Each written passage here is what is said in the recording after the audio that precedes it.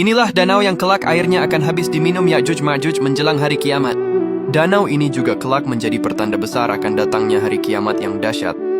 Danau ini namanya adalah Danau Tabariyah, atau yang lebih dikenal orang sebagai Danau Tiberias atau Laut Galilea.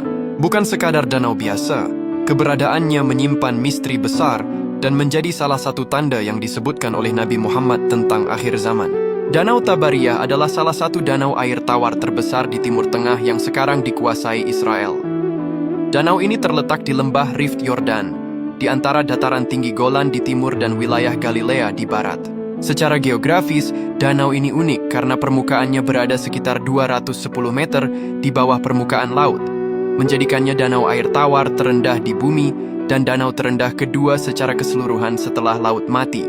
Danau ini berbentuk seperti buah pir atau harpa, dengan panjang sekitar 21 km dan lebar maksimum 13 km. Sumber air utamanya berasal dari Sungai Yordan yang mengalir masuk dari utara dan keluar di selatan.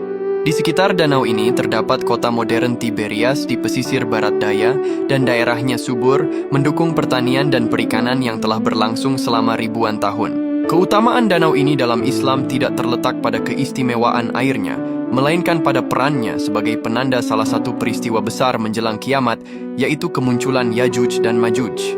Mereka adalah kaum perusak dari keturunan Nabi Adam yang saat ini terkurung di balik benteng yang dibangun oleh Raja Zulkarnain.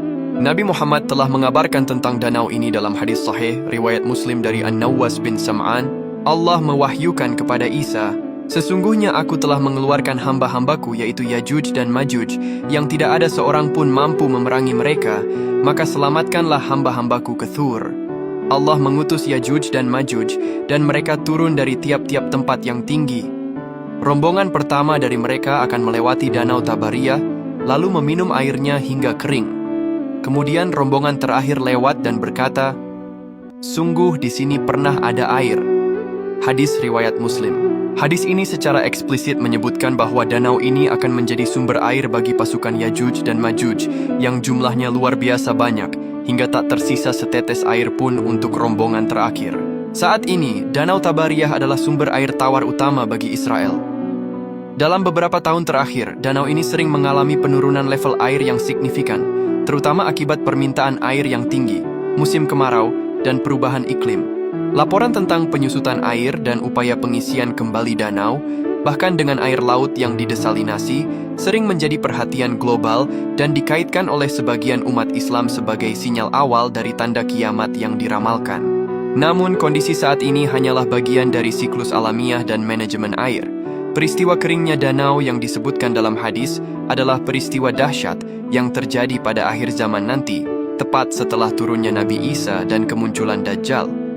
Ini adalah bagian dari tanda-tanda kiamat besar.